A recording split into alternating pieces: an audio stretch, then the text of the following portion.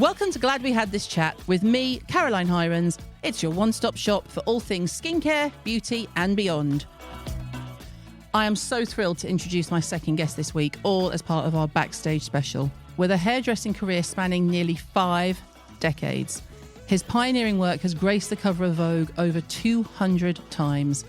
A true hair genius, he is without a doubt the most influential name in British hairdressing.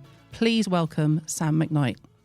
Sam, thanks for joining me. Thank you for having me. I'm glad it's not too sunny out. Because you wouldn't be here, would you? You'd be in your garden. No, I'd still come. I'd give up the garden for you. Yeah. Maybe not a good tulip planting day, though. No, well, that's over. But it's a good time to be planting all the perennials now. Though mine rotted in the rain at the weekend. So, we've got to start again. Can we just talk about the gardening? I mean, obviously I have a nice list of questions and I know your history and stuff, but where did the gardening come from? Was it literally just like a refuge from your day-to-day life, which must have been utterly mental? Yeah, well, funnily enough, I used to live in Maida Vale, and I used to go and get a deck chair and do a little sort of book reading hour or two in the sun in Regent's Park at the end of a nice day after work or whatever. And I used to love that. And I'm in the rose garden, that little bit. And I started thinking, I wouldn't mind a little garden on my own because I was on a top floor flat, which I loved. And I think old age kicks in. Mm-hmm. And I started thinking, maybe I'll look for a house with a garden. And I ended up finding a massive garden attached to a house. And I took the plunge and got it. And that was 13 years ago. And it's been just the most incredible 13 years. It's been amazing. Because you are kind of known as well in the industry among peers and stuff as Mr. Gardening. It's literally your thing. A lot of people follow you on Insta and it's not for hair anymore, is it? It's literally pictures of flowers. Yeah, no, you're right. Although there haven't been many this spring because it was terrible. But I think for me, you're absolutely right. It's the refuge. Mm. I get asked this question sometimes. I say, gardening is solitary. Yeah. Whereas I'm surrounded by loads of people, loads of egos all day long, and we love it because we all feed off each other and it's fantastic. But I don't want to go to a restaurant at night. I don't want to go out with people at night. I used to spend my life in clubs. A club, and God I can't forbid. even imagine that now. And I think the garden's my new nightclub, I guess. Yeah.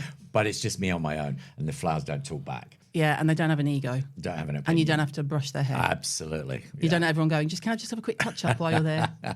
It's just, who has I don't have the time or the patience. How long was that your life for in terms of that intensity of shows and shoots?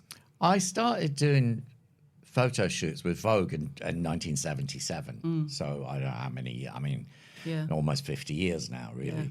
Yeah. And I'm still, still doing shows and shoots. But I don't do as many as I used to because we've kind of switched our focus onto products. And since the pandemic, when the traveling stopped, I kind of liked that. Yeah, I liked it. And I took that as a bit of a sign from whoever sends us signs. I just took that as an opportunity, really, to just take care of myself. And take your foot off the pedal a little bit. So it doesn't mean people say, when are you going to retire? And I'm like, what would I do? Oh my God, the horrible R word. The R word. No, anyone I know who retires, they don't really live much longer. Like, why would you stop? Yeah, my but dad I think was you can. That. Yeah, no, absolutely. I think you can slow down. I think that's the key. It's not even so much slowing down, it's doing it on your own terms. You make your own decisions. You're not at the beck and call of a magazine or a designer or whoever, a celebrity. You do your own thing in your own time. Yeah. And then the other stuff you can slot in and you can, I'm lucky to have had a great career and I do have the luxury of choosing what I do, and I have the luxury of saying no. I think when you're young at the beginning, you just can't say no to anything. You say yes to everything. Yeah, of course, that's the key, isn't it? Yeah. Of course. And then getting older and I was 69 yesterday. Happy birthday. Thank you. And the retirement word is just not in my vocabulary, really. I don't even know how to pronounce it properly. No, I don't think it's... do you think that's something different in the creative world than in the sort of traditional corporate world? Because most people I know in traditional corporate jobs can't wait to get out. Listen, if I was in that kind of world, I'd probably be the same. And if I worked, my mum worked in a grocery. My mum worked in the co-op till she was 60. Yeah. Actually, but even her, she didn't really want to retire. She wanted to do part-time, but they couldn't. And I think I've got it in my genes. I've got the work ethic. bred into me. Yeah. But I think if I was in a job, I used to be a window cleaner. I used to work in a sock factory. If I was still in those jobs, I'd be wanting to retire. I'd be well gone. Yeah. So I'm lucky. We had Val Garland on, who is that woman, Val. She does makeup, I think. Oh, that one. Yeah, I know her. And she was a riot. I mean, she had us in stitches, but one of her memories that she shared was a show she did with you with Vivienne Westwood. And the brief was horses. And she said that she just went, how am I going to do horses? And I said, well, it's easier for Sam because he can just do a mane, right? And she went, I said, oh, you can do whatever you want. What am I going to do with horses? When you think back, is there one particular designer whose shows you always look forward to? You're always like, oh, I can't wait for this. I mean, there's three. Go for it. I was literally going to say you can have three. There are three. And one is definitely Vivienne. And I was working with Vivienne back in the early 90s when she first showed in person. I met Vivienne properly at Kinky Galinky nightclub, and we were worse for wear. And I think we were lying on the floor. Why were you at Kinky Galinky? It was the most amazing club, Kinky Galinky. One of the most amazing clubs you've ever been to. It was fantastic. And this was 1990. And she asked me to come. Her and Andreas asked me to come and do their show in Paris. They were showing in Paris. Off I trotted. And then I spent the last however many years doing Vivienne shows with her. And many, many, many with Val. Oh, my God, we had such fun. There was one I remember in particular where Vivienne showed us a drawing of a man. It was like a 17th century drawing of a man running down the stairs and his hair was on fire. And she said, oh, that's what I'd like for the hair. And Val's looking at me thinking, okay, where are we going with it? We're going to get the lighter fuel out. And anyway, we dyed hair like flames. And what one of the amazing things about Vivienne was she would sit in the chair and Val would do her makeup and I would do her hair, the same as the models in the show. And sometimes she would actually get on the runway. Yeah. We did one show where we got the rubbish out of the bins in the office when we were doing the look for hair and makeup, and we sewed them together onto hair bands and things and pinned them in the hair, and that was the look of the show. It was the beginning of the very beginning of people recycling, talking about it. And she wanted to make this big statement, so she would like biscuit packets, things like that. We didn't take the dregs. We took the kind of something that was clean. Yeah, and bits of old hair extensions. And Vivienne, I've got the most amazing film on my phone of Vivienne walking in the runway with bits of sort of paper and things. And she just had the absolute total commitment. And totally. Val and I understood her sort of, she'd go off on a tangent. She'd want the hair like this, but like this, but like that, and the makeup maybe like that. And quite often, just before the girls went on the runway, she'd just take her hand, she'd smear the makeup across the face and mess the hair up. But you're kind of prepared for it. You knew she was going to do it. All the assistants who had never been there before were kind of chins hitting the floor. Val and I are just so used to it. I love working with Val. Yeah, we've had a lot of laughs. Most of which and I'm kind sure of that's can't be. what a lot of it is all about. Is having fun. It's having fun. Because let's face it, I think that's missing a lot in fashion these days. It's beauty. There's a lot of big money and seriousness, and I think we're missing the point sometimes. It's not just about looking good. It's about feeling good, right? And having a bit of lightheartedness. I think that's why Tilbury have done so well, because she's mental, in the best way. Yeah. Doesn't give a fuck. I mean, she just is Charlotte, right? So that's what they've managed to capitalise. I mean, the ad she did on her Insta recently where she goes, join me, darlings, and then goes to do a cartwheel and obviously switches to a gymnast doing it. And then she bounces up and goes, darlings. And I'm like, there are certain people in the industry you will never see doing anything like that, you know? So Vivienne's one. Like Vivienne and Charlotte and like Valerie, like individual people like that, they're committed. They're committed to doing whatever it is they have to do, and they really enjoy it. Yeah, they rebel in it. So what's Vivienne's one? You had three. Oh, Vivienne, Carl at Chanel. Now Carl at Chanel and Fendi. And I had 12 amazing years. I mean, I was at 52 when I first, because I'd worked with Carl a few times before, and then I had a gap where the people Val and I worked with Nick Knight for many years, and then Nick took a year off to do a book at an exhibition. So Val and I were like, oh, we're Now what what? we're going to do now.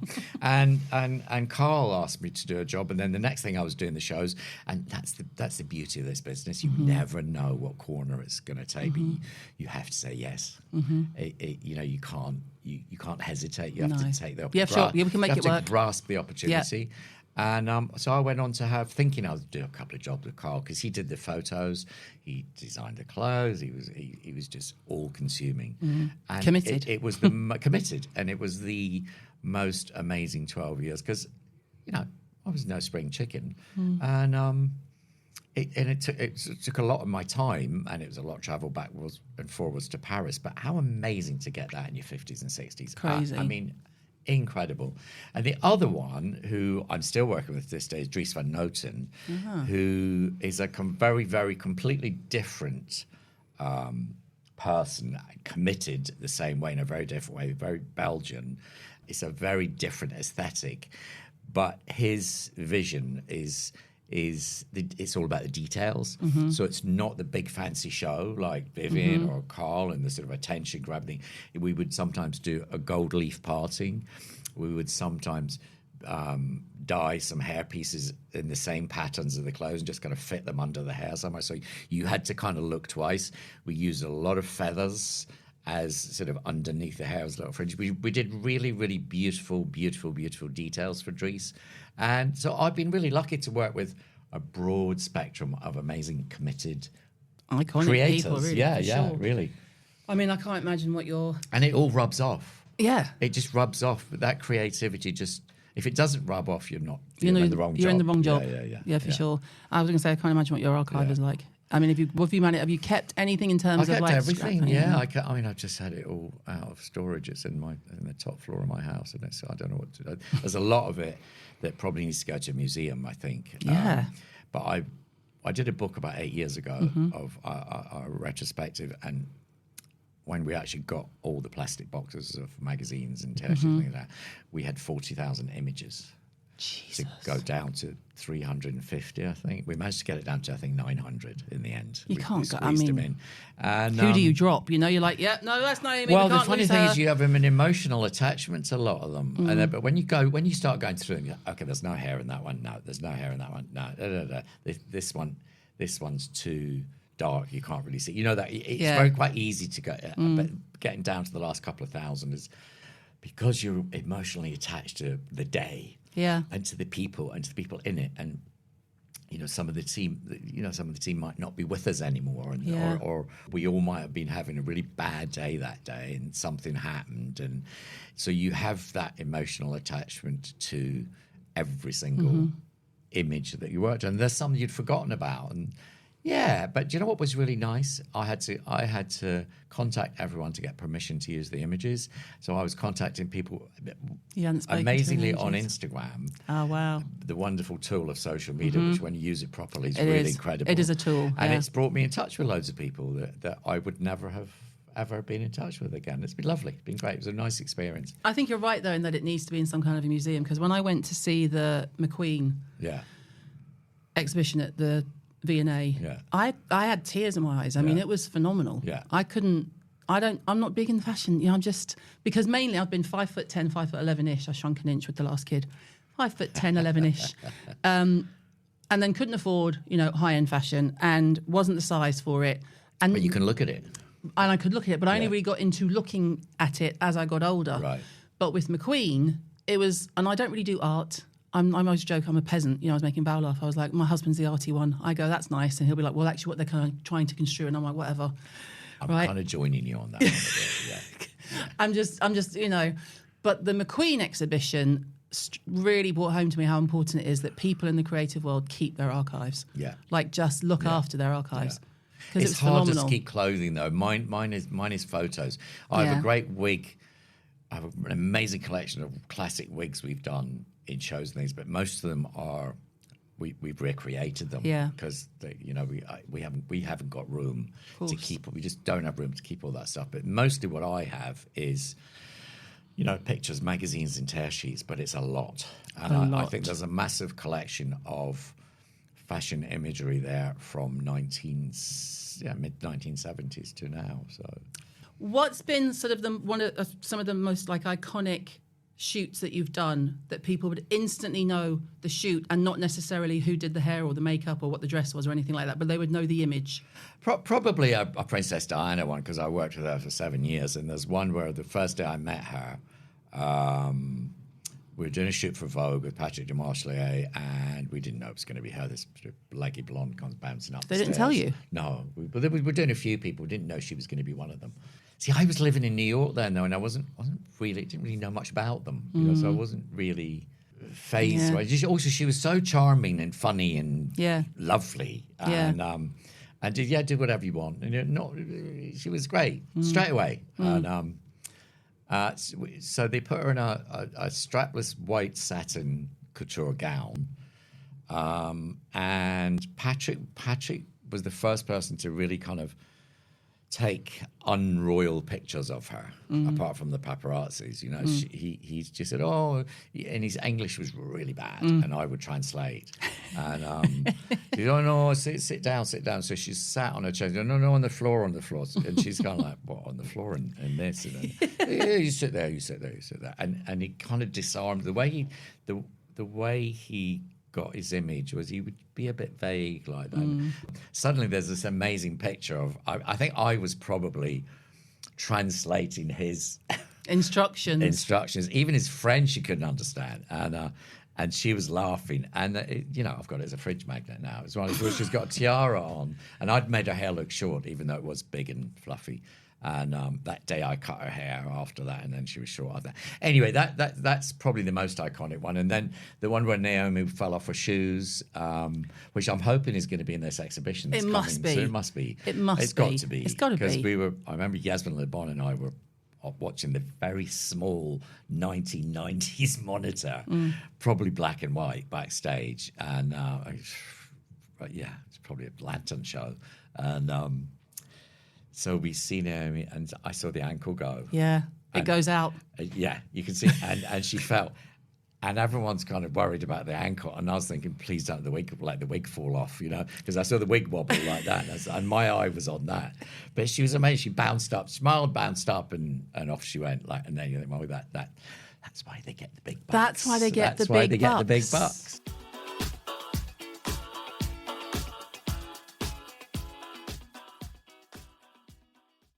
This episode is obviously brought to you by the SkinRocks app, your free-to-download ultimate guide to skincare, made by me, all in one place, with a catalogue of over 24,000 products and over 600 expertly written articles and guides with new content daily. It really is your destination for your best skin yet. And I'm thrilled, because I can, to offer you an exclusive discount to unlock an elevated app experience with exclusive features and even more skincare expertise from me, plus so much more. Revolutionise the way you discover, shop and learn about skincare with our multi-award-winning app. Download the SkinRocks app for free and sign up to Premium with your exclusive code CHPOD, all in caps, to save £10 off your annual subscription. More details in the show notes.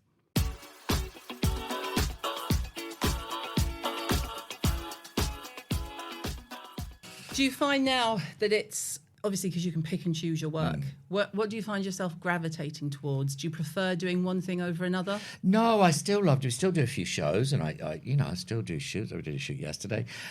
I think it's the people that I go to. I go to people that I'm going to have a nice day with. Who needs the drama? I've never been the creative that thrives on stress, negativity, and torture. As soon as I sense the torture, I'm not coming back. Yeah, see ya. I'm just not coming back, because that's not. And I know other people work well under those conditions. No, I just shut down. I just. Who has the time? I just think, oh God, please stop it. Who has the time? No, leave that at home. So, but I get some people do. It's not for me. So for me, it's about. Well, who's going to be there? Who's doing makeup? What's the job? Who's the photographer? What is it? Give me all the details. What's it for? Yeah. And then I'll let you know. What's the weather going to be like? Am I going to be in my garden? And how much are they paying? Yeah. Show me the money. Yes. I'm at the show me the money stage. That has a lot to do with it. Yeah. How did you start as a hairdresser? You have to bear with me on this one, because it wasn't like that. It wasn't like it is now. Then, my first show I did, I think, was for the Emmanuels. Wow. I worked in Molton Brown. Right. Molton Brown was the coolest Yeah. hairdressing salon at the time in South Molton Street. The building still, there's a kind of, it's got curved windows in the middle of the street. Absolutely divine. It was all natural products. They were the first to do that. And they did makeup, macrobiotic food on the top floor, so you had to sneak your bacon sandwich in the back door and hide it in the basement, and which we did. A lot. Sorry, Michael and Caroline, but we did, as if they didn't know. And I was told to go and do this fashion show, and I had done a couple of shoots before where I was absolutely terrified, but I kind of loved it. Anyway, because the person who was doing the show couldn't do it. I think it was probably Kerry Bourne, because Kerry worked there then. And I got sent with one assistant, and I think there were 8 models, and we had to do chignons. And basically that was a show then. 8 models. They changed probably 6 times. Yeah. Run them off, run them on. I mean, I watched what people were doing. I would watch what Kerry was doing in the salon. But then after that, I was pretty much... I learned my trade for 3 years, and then... But did you train in Scotland? I trained in Scotland, Yeah. and then actually 3 of us from a salon, for some unknown reason, just decided one night to hitchhike a lift to London, and I think we had a £5 each in our pockets. As you do. And The dream, right? yeah, and never really went back. Then ended up working in different salons. I worked in Elizabeth Arden. I worked in a few other places. Miss Selfridge was my first one. Miss Selfridge was on Regent Street, the smaller branch, and they had a salon at the back. God, I loved it in there. Wow. It was great. And it was called, what was it called? Hairworks, it was called. God, we had a lot of fun. You have a lot of fun working in hair salons. It's hard work, yeah. But my God, you have a lot of fun. And you know what I would say on this, if any kids are listening that want to get into the business? Yeah. Yes, and I know the hard work, the brushing the floors, the dealing with people, the shampooing, it sounds really daunting. But you know what? You will never laugh as much at work as you will in a hair salon, ever. I guarantee you that, you know. So anyway, I digress. What was I talking about? Yeah, and then I saw all the Vogue covers were being done by someone at Molton Brown, so I wanted to be there. So I was probably quite ambitious. Got the job, blagged my way into that, then started doing shoots. Then in 1980, Michael, who owned the salon, decided we were all on shoots too much. We weren't making money, rightly so, get back in the salon, and I didn't want to do that. I'd got the bug. Stepped out. And I left the salon, and everyone said I was absolutely nuts. Yeah, it's gone really badly for you. Never work, because there wasn't the work, but there wasn't the work. But the timing was right, because ID opened later that year, and then the Face, and things just started to expand, and then suddenly London Fashion Week. Lynn Franks was my first agent, and Lynn started London Fashion Week, so we were all there. It's all about the timing as well, isn't it? Really, it's all about the timing. And then I moved to New York and was there when all the supers were coming on, the go-sees, you know, and so we all kind of. I mean, I say we grew up together. I was 10 years older than them, but we kind of matured together, if you like, you know. With the supers, yeah. Was there anyone in particular where they walked in and you went, Jesus Christ? Naomi, yeah, because she was 15, and she turned up. That was in London. We were doing a shoot. I remember we were doing a shoot for, I think it was Elle or Bazaar. No, it was Bazaar, because Elle hadn't started yet. And Harper's and Queen, it was called then, with Martin Brading, the photographer, and the girls would come on something called a go-see, where they come and see the photographer, get a Polaroid done. Well, she arrived at the Albert Memorial where we were shooting, and she had little clips or ribbons and little pigtails or something. She was coming from school. I think she had a school blazer on. She may correct me on that, but I think she had a school blazer on. And she's like, "Oh, my mum don't know I'm here. My mum don't know I'm modelling." Got off the bus. The energy was amazing, and I mean, she had no makeup or hair done, and she got in front of Martin to take a few photos, and we were just like, wow, yeah, she's amazing, yeah. You know, because she has that dancer's thing about her as well, you know, the sort of the limbs, and I mean, 6 months later, she was off. She was in New York working my salon, and yeah, that was quite extraordinary. That was amazing to witness and just be like, yeah, you can just see it happening. Linda took a bit longer. Linda Linda had to work much harder for it in the beginning. Linda had to persuade people but Linda learned her craft really, really well. And then in the end, she was a proper student, wasn't she? Yeah, Linda became, I wouldn't say the best, but she became sort of unmatchable, really, because she could focus on flicking her hair, throwing a handbag, kicking up the heels, and holding the skirt, and smiling. All at the same time. She really, really honed her craft, Linda. They all brought something. I mean, Tatiana was just that haunting, the face, wolf-eyed, just incredible. That stare was just so beautiful, and just such a lovely, soft, gentle person. Never elbowing her way into the front like the others, and always gently in the back, but really, really, really intense. That intense glamour was it was glamorous, wasn't it? And So Cindy was glamorous. just all-American. Cindy, divine. Have I missed anyone out? Christy. Linda, Christy. Oh my God, of course. Christy, the eternal beauty. I worked it's with her outrageous. recently, and it's Why just doesn't she's she age? extraordinary. It's outrageous. I mean, she'll but probably she's say it's good aging genes and really yoga. well. Yeah. You know, she's just aging so beautifully, and she's still really naughty. Mary Greenwell, who's another one of my amazing collaborators and very good friends, 40 years this year. Mary and I had dinner with all of them in London when they were here in September, and oh my God, it was so nice because we all hadn't been in the same room for probably 30 years. I have questions. 25 years. Where maybe. do you manage to pull off that dinner, number one, without the paps knowing? We went to Claridge's. Oh, We went to Claridge's. Of course you did. Yeah, we went to Claridge's. private room? No.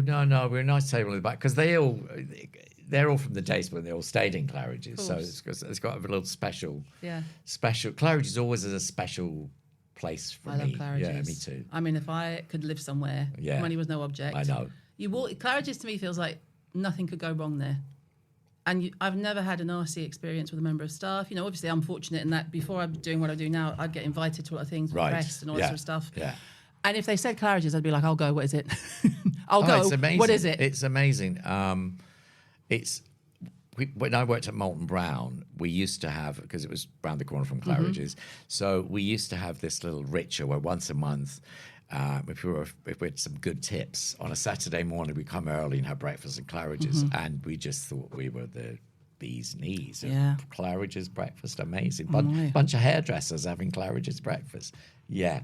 So Claridge's has always held that spot for me, and through that supermodel era, that was the hotel of choice. Do you have any sort of memories of experiencing people and doing their hair and then being, I'm not going to ask you who, but being astounded that they then went on to be successful? So the opposite, where you're a bit like, God, they must have been a grafter, or they're just good on camera, or have you had basically just been around where people have got to where they are because someone has spotted something and gone, we need that on a camera? Yeah, quite a lot. Oh, really? Yeah. I'm so glad I brought it up. But usually we're meeting people when they're 15, 16, 17. Right. And I honestly think it's too young. Yeah. I think it's too young. I think there should be an 18 because men's haven't too, but finished women's developing. no. Their bodies, their faces. I mean, their faces can change unrecognizably in 2 years. The bodies change, and the whole sort of thing about being slim to fit in the clothes, and then suddenly one season they've got boobs and they don't get booked for shows, and it's psychologically damaging, and I've seen it a lot, and it's horrible. It's really it's not wrong, but they feel that they take it personally. Yeah. How dare I grow boobs? Well, they don't understand it. It's hard to understand rejection. They're kids. Yeah, they're children. They're Kids. children, So I've seen a lot of that, and it's not nice, But it's ruthless. I mean, it is ruthless, this business. And the thing is, if you are going to be in it, and if you are going to go on to be really successful, you need to develop a hard skin. And I don't know how you change that, because More guidance, regulation type thing. Without listen, I'm a fan of regulation for the moment. I'm a fan of the idea of regulation certainly for the creatives in the fashion business because there is none. No, and it they is get an absolute. It's the Wild West out Yeah. there. I think models are much better taken care of now. Yeah. Because Erin O'Connor and a few other people set up. Yeah. I can't remember what it was called. The Model something. it wasn't like it was the model. It was like a hangout type thing, but it wasn't. But they set some ground rules Yeah. about being fed on shoots and absolutely rightly so. And I think we need a similar thing for the creators because it's too open for abuse now. Going back to what I was saying earlier about the business being really small when I started. Well, the business was really small. There was no regulation. There was no need for any regulation because there was no abuse of anyone because there weren't that many jobs. But now the business is huge. Yeah. I mean, we were listening to how big the beauty industry is yesterday at the British Beauty Council. It's 24 billion it brings in, and a huge part of that is the backstage thing, you know, and because all those brands are promoting their products, but there's no regulation about how hair and makeup people are treated. How much that I've been at shows when they'd think they could fit 150 people into a room this size, which would be totally illegal to transport cattle in, you know, with no heat, no water, you know, it got a little better after COVID. And I'm not saying this is the norm, but it happens too often. And it needs to change. I think it needs to change. And I think a lot of people are expected, especially at the beginning, to work for free. I was going to say it's all for exposure. For exposure, and exposure doesn't pay the rent. Editorial, but there is money. There's more money in the fashion beauty industry than there's ever been before, but it's all stuck at the top, like a lot of other things. You know, it's not. It needs alone. to filter down. It needs to filter down. You know.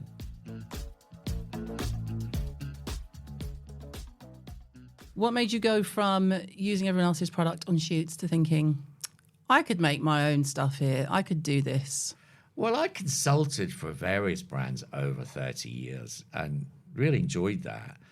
And I did a little line of products with a manufacturing company that were in Boots in the 90s, and they were really amazing.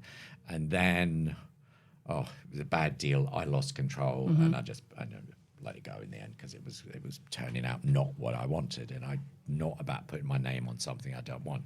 And we were using products that let's say 10, 12 years ago that had started to get very heavy.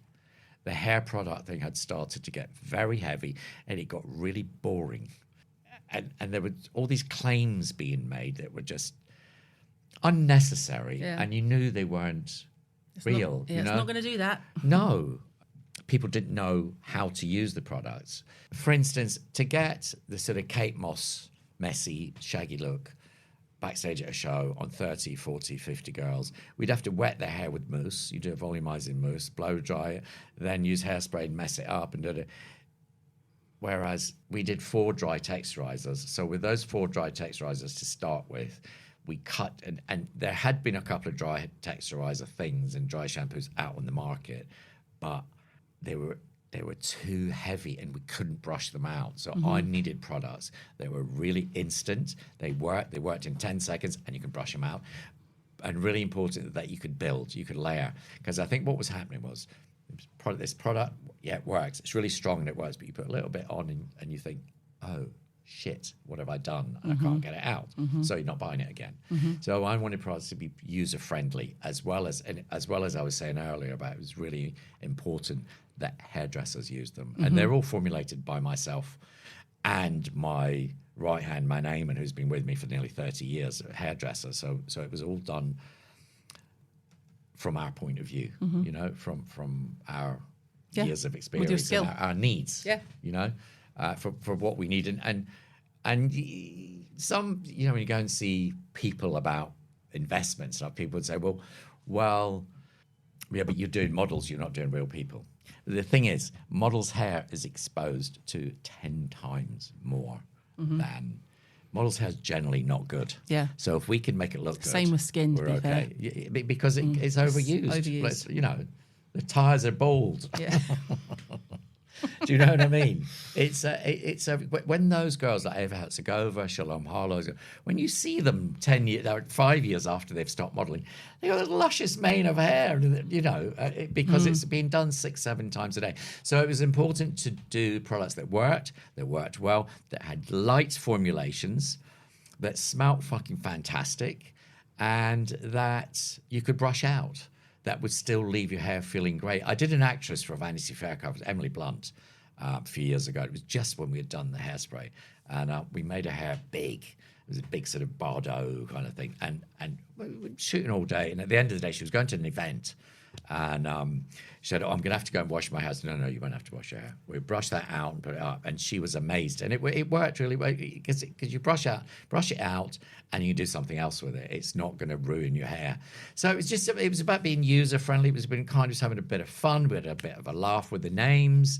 I mean, the names we rejected are far funnier than the names we used in the end. But they're all in a backlog there. I think you should use them. I mean, every time I pick up happy endings, I have a little lol to myself.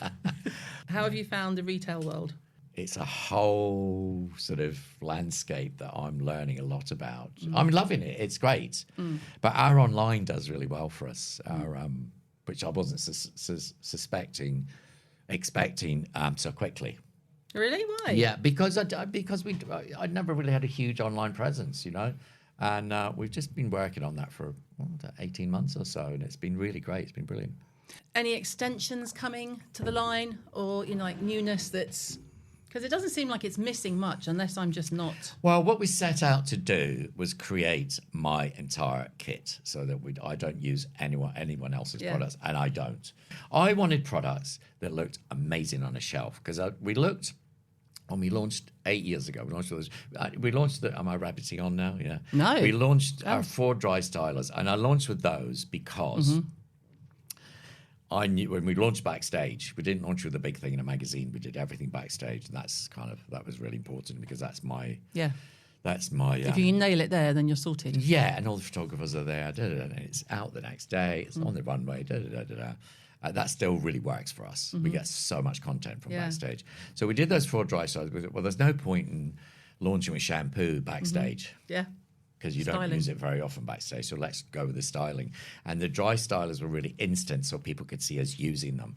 And then all the hairdressers started using them backstage, and it was a seeding with the hairdressers, because I knew if we could get it into the hands of hairdressers, we were a good bit of the way there. And I mean, hairdressers have been just so loyal to us. So that kind of, it was about being true to myself and my world, really, bringing people into my world and not trying to do something where I had to go into a strange world. Does that make sense? Yeah, so sort of bringing everyone to our world. This is how it will work for me. This is how we use it. This is exactly how we use it, and this is how you can use it too. So, yeah, I think that's, and we still do that. We still launch a product backstage. We'll tease if we don't do the big launch, if it's not the right time, we'll tease it. It's incredible, though, isn't it? I mean, if you think about it in terms of, you could have just stayed in your lane. I hate that saying. I mean, I hate it. But to kind of step out and go, actually, I'm going to make product. Instead of using everyone else's, I can do this, and I'm going to go and do this and still keep doing this. You said you had a birthday yesterday. We were talking about how when you're in something, you're committed and you love it, you're in it for life. It's kind of, it's what you do. Yeah. So you have like your home life, and then you have what you do. Or not much home life, yeah. Or in the garden. But you're not a party goer, and you're not a boozer. I used to be a big party goer, and I loved it. It was, and then suddenly the party was over. Yeah. And I've done all the parties, and I get an invitation to a party now, and I go, oh. But I do that. Where is it? Is it Claridge's? Is it Claridge's? Can we go? Yeah. Is there anything you haven't done career-wise that you'd like to do? Like movies, or have you done movies, like anything kind of? I'm not very good on film. I mean, I have huge admiration for someone like Carrie Warren, who does amazing films with Cate Blanchett and Nicole Kidman and many others. And Carrie was my mentor, really, in the beginning, because he worked in the salon and I was watching what he was doing. I feel that I get bored on a film set. I mean, I a lot I of like a waiting job that's around. 1 day or 2 days. I mean, half a day now is great, but 1 day or 2 days because have we all got low attention spans now? It's partly that, but partly I've always it's always what I've done is you do one job, then move on to the next one and move on, and it's constantly stimulating.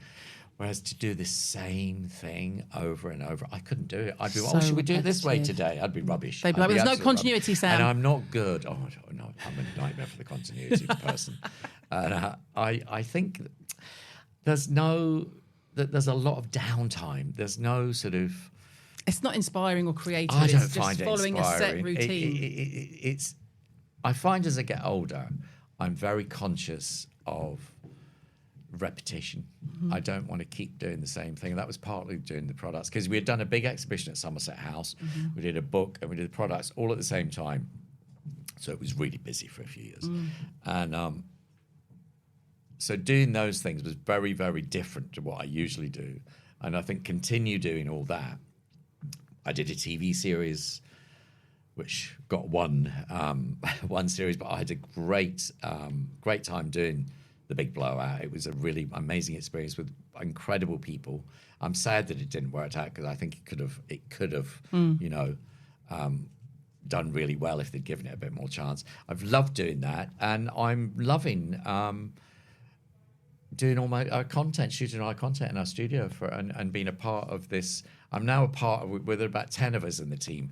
So we're now a part of this brand, which is a whole new thing for me too. And we have new products all the time. We have new product development all the time. So there's new things coming all the time, yeah. It keeps it fresh. I think so, no? Yeah, I think sure. the repetition, I think when you start at my age, I start thinking, no, I've done that before. I don't want to do that again. I don't want to, it was kind of, at one point to me, I didn't realize it till COVID. I realized that I felt like I'd been on a hamster wheel of, it's September, it shows, it's this, it's that. And my whole life was ruled by the fashion calendar and the fashion world. And after COVID, I thought, it doesn't have to be like this. No. It doesn't. And I really enjoyed being in my home and my garden for all that time with the nice weather and stuff. And I thought, there's got to be something else. I've got to sort of. It gave me time to rethink. Yeah. Digressing slightly. Yeah. Do you have a skincare routine? Do I have a I don't have a routine, but today I put on this morning some of the hard to get hold of now, the Bioessence oil, the squalane oil. I've got pretty good skin. My skin's not bad, except for I've got psoriasis. Okay. And that almost disappeared after COVID. Weirdly. How bizarre. I've only got a couple of spots of that now, and I've had that all my life. And I don't know. I have no idea what it was. Strange, isn't it? Rest. And I've had no hay fever since COVID either, and I was a big hay fever sufferer. Did you have the vaccine? Could it be the vaccine? I have no idea. Because I had no hay fever before the vaccine right. came out, because I got COVID very early on, right at the beginning. So it could possibly be vaccine. I don't know. And I've talked to a few doctors, and they don't know either. They don't know and really wants to even touch it. If it's better, then yeah. So I do that. I do the what's it called? Is it La Posay? What's it? La Roche-Posay. La Roche-Posay. They've got a psoriasis cream, and I've got a little bit on my scalp, tiny bit on my scalp, and behind my ears, and I just I put a bit of that on every day. It doesn't really cure the psoriasis, but it moisturizes it really well. Yeah. I use Cordially body milk because it's the only thing that's not claggy on my hairy legs. So it's a beautiful body product. I use Charlotte's night cream, magic cream. I do that every night. I've been doing Revita Brow on my brows, because my brows kind of disappeared in my old age. And actually, it's really worked after a few months. It's been amazing. Yeah. It's been amazing. The Revitalash one, or is it Revita Brow? I think it's Revita Brow, it's called. I don't know. We'll have to look it up. But I think it's called Revita Brow. It's Revitalash, but Revita Brow, I think. Yeah. I mean, if your kit went on fire, what would you save? Hairspray. My modern hairspray, because I can do anything with it. I can set hair with it. It's heat protection up to 230 degrees.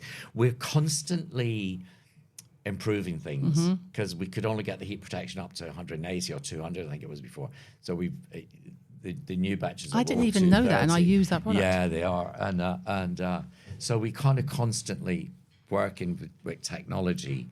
I mean, it's not easy, is it? You know, that to be ahead of things, isn't it? I heard Chris Martin on the radio a while ago talking about his tour and the sustainability part of doing a tour. He said, because people were saying it was the most sustainable tour ever, and he said, yes. He said, but we're still flying around on jets. We're just doing what we can. And I'm not saying it's the most sustainable tour, but we're doing what we can. And I think there's so much pressure on everyone to be the most sustainable. It doesn't always work. And I think it's if you're thoughtful, mindful about it, and you're trying your best to make it work. Because we're looking at new packaging now. It's all recycled and recyclable. But we're looking at a new packaging now that's compostable. Yeah. But I did some wipes that are we're the first people to do them that are made from tree compost as hair wipes. Yeah. And they're completely compostable, but certain stockers won't stock them because they're single use. Even if it was they're just compostable. Chuck it, yeah. So it's a bit of a minefield, you know. So we do what we can. Sorry, I digress. What was your question? I think you answered the question. I got so engrossed I can't even remember what I asked. Yeah. Do you have any particular memories of when you were younger of hair? What made you think hair? What were your sort of earliest memories around hair? My earliest memories of hair was, it was from the Beatles, Rolling Stones. So I had to have long hair. Till I ended up when I was in 1970, I had the longest hair in school. I had hair down to here. I had a feather cut down to here. A feather cut? Went through all the glam rock stuff. And then discovered David Bowie. And that was the beginning of really looking at hair. Because before it was hair as a kind of statement, then it was just looking at hair. And then I went to teacher training college. I hadn't thought about hair as a career or anything like that. I went to teacher training college, which I hated. And my friends owned a hairdressing salon and a disco and a... As you do. Yeah, a restaurant, burger restaurant, all in one building in Scotland. It was very ahead of its time in 1974. And tried being a DJ, that was rubbish. A waiter I was not good at. But the hair salon, I used to help them out in there on a Saturday to get some money, and I'd drive the van. I was a window cleaner as well. And I suddenly got the bug for that. It was the people in the hair salon, I think, that I found quite glamorous, you know. And I bought into that glamour. And then in the hair salon, I started looking at Vogue magazine, and there'd be all those amazing Bailey shoots and Abaddon. It was British folks. It was Bailey and Barry Latigan and Parkinson. And I got kind of really into that. And then I ended up just leaving college and working in my friend's salon. So that's when and then moving to London and seeing all these amazing, Bianca Jagger used to come in the salon and people like that, and going to the clubs in London because, you know, every hairdresser goes to the best clubs in London, don't they? We used to go to the Embassy on a Sunday night because it was free drinks for an hour. So we'd get absolutely pissed. We'd have 8 tequila sunrises between 7 and 8.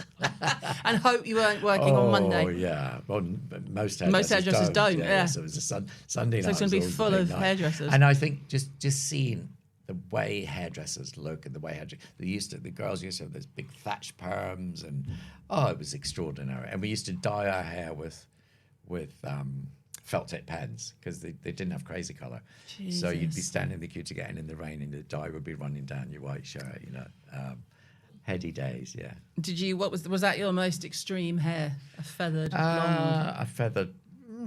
What happened when you found Bowie? What did you do? I did a perm. It was the perm because my hair's poker straight. Yeah. Thick, dark poker straight hair, and I had to have the perm so it could blow dry high on top, you know, all that stuff. I had an 80s perm. And then I had one of the wedge. Did it. I had the wedge with the blonde streaks. I had a good wedge because I could do that. I feel like we all had to have a perm. It was like a rite of passage, especially through the 80s. It's not now, though, is it? Mine was horrendous. Yeah. It was proper, just like corkscrew. I'd had a bob, so it kind of came out like, because I didn't have it cut. The neighbour did it. And it just came down and then out. And it looked like a helmet, like some kind of sci-fi helmet. That was very very de rigueur, though, wasn't it? My all the dad time? had a perm. Can you imagine? And he was half bald, so it was like curly around the back. Oh, I love that. The shame. I think there's a book in there somewhere, isn't there? I had crimped, Bad dyed my hair perm black book. and Yeah, crimped it. yeah. Mum walked in, my mum burst into tears like, oh my God, what is she doing? Sam McKnight, thank you. Icon, legend. Like, you know, there's not many people around that we can say that about in this industry, but you, sir, are at the top of the tree. Well, I try my best. It's all we can do. You should also do like some kind of, I feel like you should do some Audible books because the voice is like, yeah, like, well, that's the best I can do. And that laugh, that filthy laugh. Thank you. Thank you very much. It was lovely. Thanks for listening. I'm back on Monday with a new guest, so make sure you tune in. Until then, I'm glad we had this chat. New episodes are available every Monday and Wednesday. Follow or subscribe now on Apple, Spotify, or wherever you get your podcasts.